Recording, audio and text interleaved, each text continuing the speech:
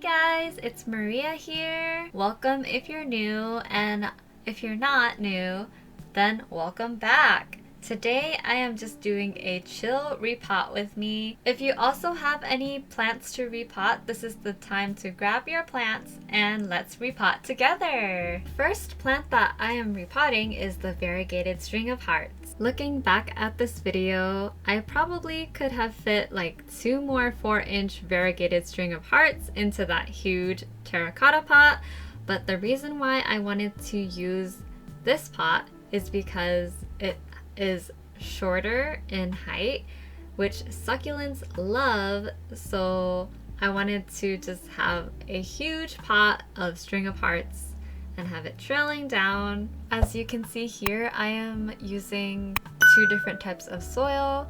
The pink tub has regular all-purpose potting soil, and the white one has cactus and succulent soil. I am using a mixture of both, since some of the plants I'm repotting are semi-succulent. I hope they enjoy this mixture a little bit more than just the regular potting soil by itself. Of course, I added some amendments to it and everything, but yeah, that's just what I'm going to be using today. I love the mixture of greens and pinks and creams on this variegated string of hearts. It is just so gorgeous. I just wanted a huge pot of this because it's such an interesting variegation to me, and I just really enjoy looking at this plant and just admiring it. Yeah, I hope it grows big and luscious for me.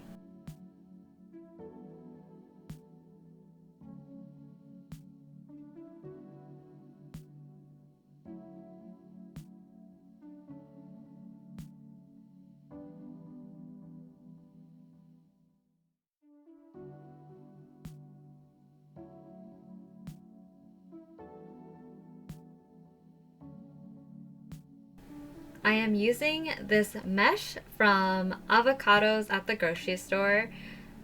Some onions and garlic also have this mesh stretchy open packaging, and it's great for putting on the holes on your pots so that not all the soil comes out so easily.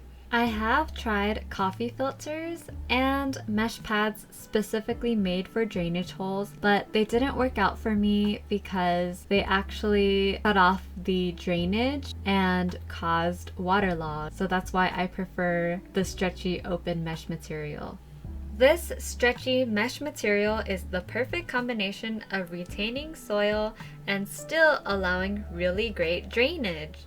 Next up, we have Hoya Crimson Queen. I had a 6-inch pot and also a 4-inch pot, so I combined them into a 7.5-inch pot. After I repotted them together, I actually left this plant outside, and then 1/3 of the leaves got burned from the sun.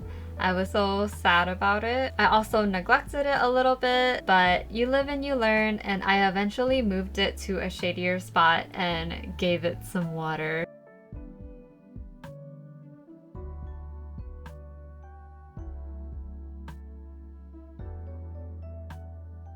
Next, I am repotting this syngonium. I'm putting it into a taller pot so that it has vertical room to grow. This plant is actually not mine. I do have one, but it is not looking too cute. So the only syngonium I have is actually a white butterfly, and it kind of reverted back to green. It doesn't really have that white variegation anymore, and I don't really understand why.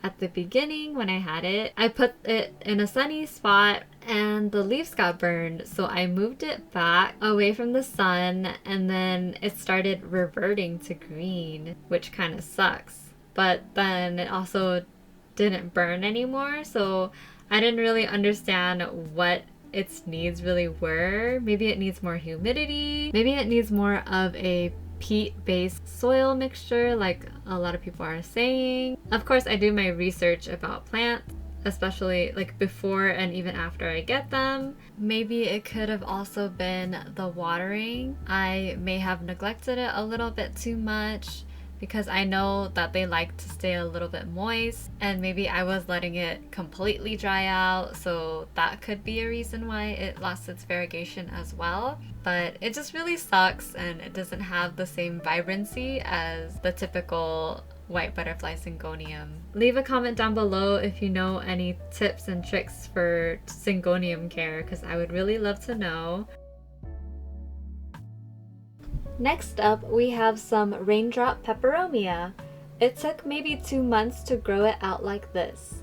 I'm transferring it from moss to soil now, and it's going in this 6-inch terracotta pot. I like to leave the moss on the propagations when I'm transferring to soil, because that way it doesn't go into shock. When there's still moss on it, it can acclimate better, if that makes sense. And also, I don't want to mess around with the moss too much so that I don't have to risk any damage to the roots. Anyways, I hope it really enjoys its new home in this terracotta pot.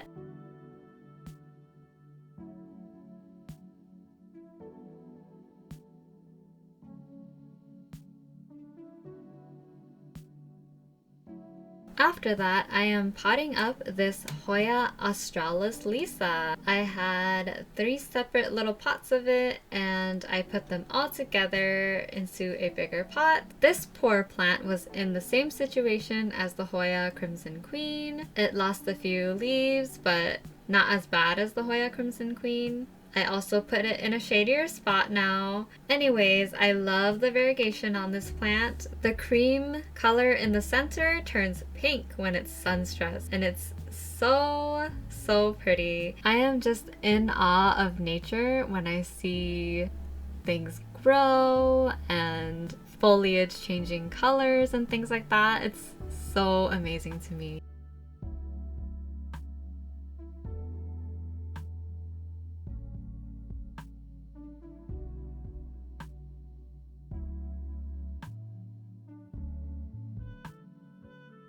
Last but not least, we have the regular string of hearts, the green version. This was in a 6-inch pot, and it was trailing a lot. It was so full. It was so tangled on top of the 6-inch pot. Luckily, CJ untangled it for me pretty nicely, and it's doing okay now. And it was such a luscious pot. It's a little bit scraggly now while it's trailing down. It's getting more sparse, and the leaves are a lot smaller than it was when I first bought it, but I hope I can give it what it needs so it can thrive in my home.